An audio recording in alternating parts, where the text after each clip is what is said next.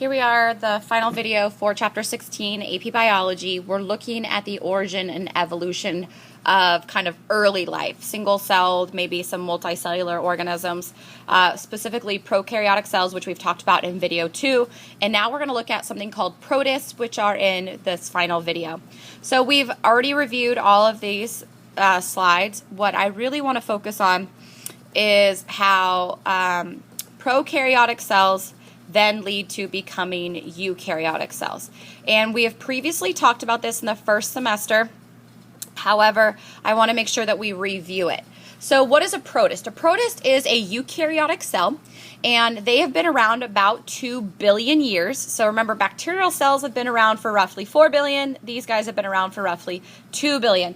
And what is a eukaryotic cell? It probably was a community or a gathering of prokaryotic cells that realized it's much better to work or be together. And so what do we have is we know two things. We know that the nucleus and the endomembrane system, and the endomembrane system is the ER, the Golgi body. Those things evolved from the plasma membrane or the cell membrane folding into itself and creating those cellular kind of circles or holes that then function as the ER and the Golgi body. Whereas the mitochondria and the chloroplast, these two organelles probably evolved from aerobic and photosynthetic endosymbiosis, which means that one cell engulfed another cell, and the cell that engulfed acted as the mitochondria. The cell that it engulfed acted as a chloroplast, and it's actually mutually beneficial to both of them. Now, here is the model for the origin of eukaryotic cells. So as you can see, here is our kind of ancestral prokaryotic cell. What happens if you see the plasma membrane? It has this folding in that kind of happens. In doing so, we then create, once it pinches off, you create the endoplasmic reticulum, you create the nucleus because it has the two membranes around it, and you create the Golgi body. Then what happens is you take an aerobic bacteria and it gets engulfed by another cell. And if this cell, which has all of this infolding that happened to create these organelles, engulfs an aerobic prokaryotic cell, then that aerobic prokaryotic cell functions or turns into the mitochondria. Where then if this same cell then engulfs a photosynthetic prokaryotic cell, we now have a cell inside of a cell that is able to function and do photosynthesis, which generates food, and this is becoming our chloroplast. The evidence for that is astounding. Chloroplast and mitochondria both have their own unique DNA. They both are double membraned, which means one membrane engulfed another membrane. And so by looking at that, we can see, yeah, this is probably a pretty good explanation for how eukaryotic cells got to have all of their membrane-bound organelles. Now, what are protists? If we're talking about eukaryotic cells, they're usually the unicellular or the single-celled eukaryotic organisms. And what we're going to do is we're going to kind of talk about the evolution of eukaryotic organisms, but today we're just going to focus on those protists for the most part. So here's kind of a tentative look at eukaryotic organisms and how they have evolved. You can see that there's lots of diversity there. We can see there is algae. We can see there's fungi. We can see that there's animals. We can see that there are plants. We can see that there are amoebas. So all of these things are eukaryotic organisms. Now, some of this is plain memorization. So what we're looking at is an example of a flagellated or flagella single-celled eukaryotic organism. And one of the examples is Giardia. Giardia has flagella, and it is very mobile, and so we call this a diplomonad. Now, the diplomonads are just types of eukaryotic single-celled organisms that have flagella. Okay. Here's another example of a type of single-celled eukaryotic organism that has a flagella, trypanosomes and euglena. Euglenas are really good animal to use to study eukaryotic organisms. We may use them, we may not in an AP lab coming up. And then we have trypanosomes. These are blood cells, red blood cells under a microscope. Very cool picture. Now, here's another example of the single-celled ones. These are dinoflagellates. And dinoflagellates are unicellular algae. So most people think algae is a plant because it kind of looks like lettuce, but in fact, algae is a eukaryotic organism. It is unicellular, or a type of unicellular algae is called a dinoflagellate. Notice it has a flagella. Now, apicomplexans are also single-celled eukaryotic organisms. A specific example of an apicomplexan is Plasmodium. Plasmodium is what causes malaria. Now, ciliates have the cilia, and we talked about in bacteria how they can have those pili, those kind of multiple flagella things that they use to stick to areas. Ciliates have these teeny tiny little flagella, but they have lots of them, and they use them to move around and to feed. It's actually a way of guiding food into their cell. Again, single-celled.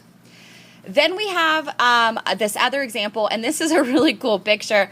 Water molds, brown algae, and diatoms are these kind of weird organisms with all these hairy kind of projections that are all actually flagella, and they use it for locomotion. Then here is some other examples. These are called diatoms. These are found in the ocean and lakes and rivers and streams. They do photosynthesis, so they actually have a chloroplast inside of them. They're quite pretty. Now, brown algae and seaweed are also examples of eukaryotic organisms that are found typically in water. And then if we want to look at how does a eukaryotic organism become specific or get more functions, one of the coolest things is amoebas. Amoebas don't use a flagella. Instead, what they have is called pseudopodia. And pseudopodia is kind of like fake limbs. And what does that mean? Their cell membrane will actually shape itself and engulf things, kind of like big arms reaching out and grabbing. And they'll engulf as a way of getting food into their cell through endocytosis. Now, here's another example of a plasmodium, but this one is multinucleate, which means it has multiple nucleuses. And the slime molds are really cool because they'll actually reproduce under crazy conditions. And so if you look at a slime mold's life cycle, here is the slug aggregate, which basically means it's a bunch of cells hanging out together. And then this aggregate will actually have a piece of it shoot up a reproductive structure. That reproductive structure then leads to more amoeba cells, which then will aggregate to become this weird slug, which then shoots up a reproductive structure. Now, how do we go from being one cell to multiple cells? Well, really good clues come from red and green algae because they're the closest relative to plants that live on land. If you've ever seen coral reefs and they have that pink tinge to them, what it is the red algae. Now, green algae is cool because it can be a single cell, it can live in a colony, or it can be multicellular itself. So it has lots of different variations on the idea of being a single-celled eukaryotic organism. Now, the red and green algae have a life cycle that alternates between gametophyte and sporophyte. And this is going to become a prominent role or vocabulary that we're going to use when we talk about plants. And so the big thing to know is what is a sporophyte and what is a gametophyte. A sporophyte is the organism that is resultant from mitosis. So the zygote develops through mitosis and turns into a sporophyte. The sporophyte produces the spores. So sporophyte makes the spores, which is actually the kind of the reproductive structure. Now the spores will turn into gametophytes. Gametophytes are what actually go through meiosis to produce the gametes, the sperm and egg. Once gametes fuse together, you get your zygote, which then generates your sporophyte, which makes your spores, which makes your gametophyte. This is the common denominator for all plant reproduction.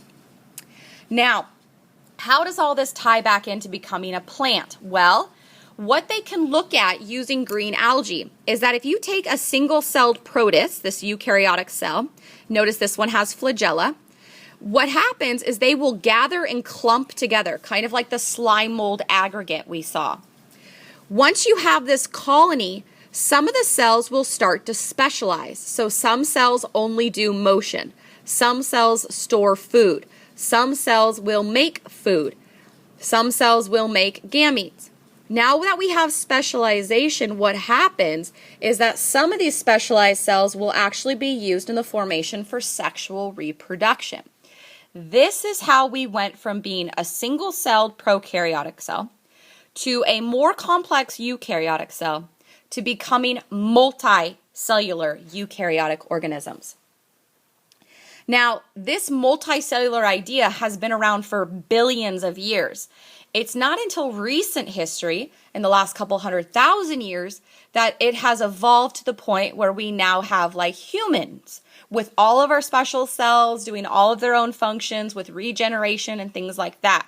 However, we're going to walk ourselves through the development of that process because now we understand how did we go from being one prokaryotic cell to being a complex eukaryotic cell to being a multicellular eukaryotic organism.